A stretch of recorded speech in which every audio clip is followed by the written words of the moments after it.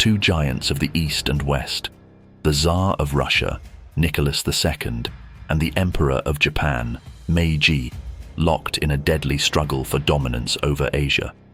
It was a battle of empires, of honor, and a new era of warfare.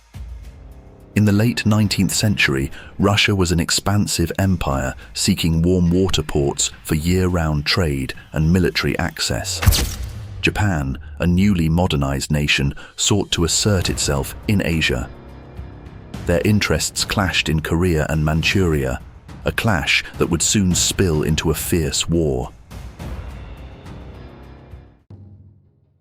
In 1895, Japan shocked the world by defeating China in the First Sino-Japanese War, gaining influence over Korea and the Liaodong Peninsula, including Port Arthur, a strategic fortress on the Yellow Sea. But Russia, with European allies, forced Japan to relinquish Port Arthur in what became known as the Triple Intervention. To the Japanese, this was a grave humiliation, fueling a growing desire to challenge Russia's dominance. As the 20th century began, Russia occupied Manchuria and advanced into Korea, threatening Japanese interests.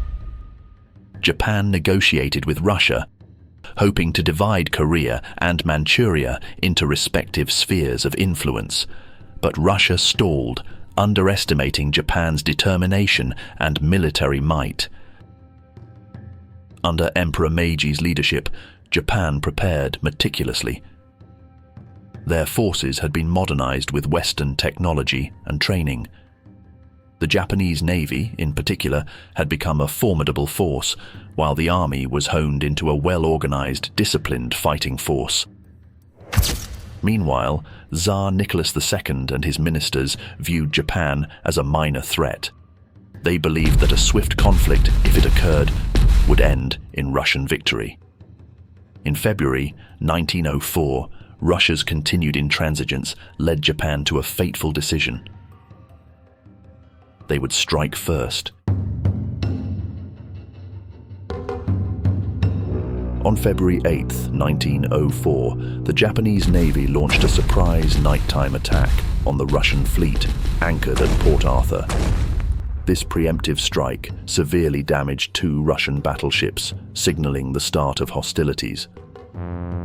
This surprise assault crippled the Russian Pacific Squadron, undermining Russia's ability to control the seas. The Japanese, with their naval supremacy established, initiated a blockade of Port Arthur, cutting off Russian reinforcements and supplies.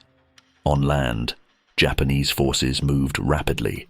By May, they had landed troops on the Liaodong Peninsula, advancing toward Port Arthur with a single goal: its complete capture. The siege of Port Arthur began in August 1904.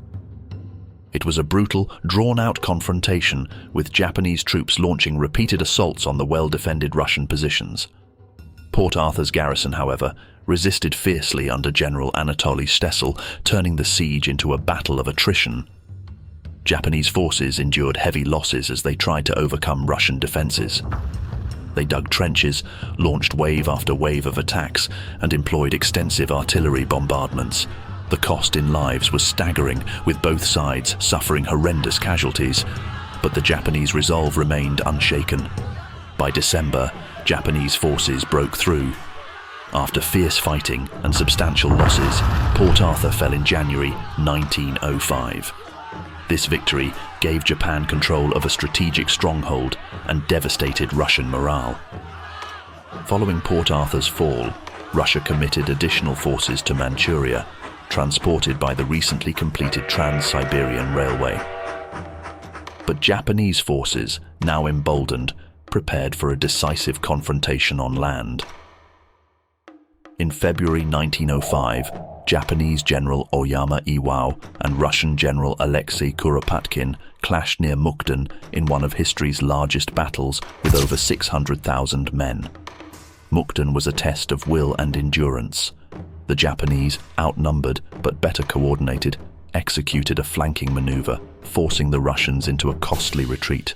By March, Mukden fell to the Japanese, marking a pivotal victory on land. Meanwhile, the Russian Baltic Fleet embarked on an epic journey to reinforce their beleaguered forces. After an 18,000-mile voyage around the Cape of Good Hope, the Russian fleet finally reached the Tsushima Strait in May 1905, where the Japanese fleet, led by Admiral Togo Heihachiro, awaited.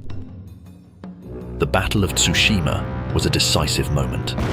Admiral Togo, masterfully using his fleet's speed and firepower, devastated the Russian fleet in a two-day battle. The Russian armada was almost entirely destroyed or captured, cementing Japanese control of the seas.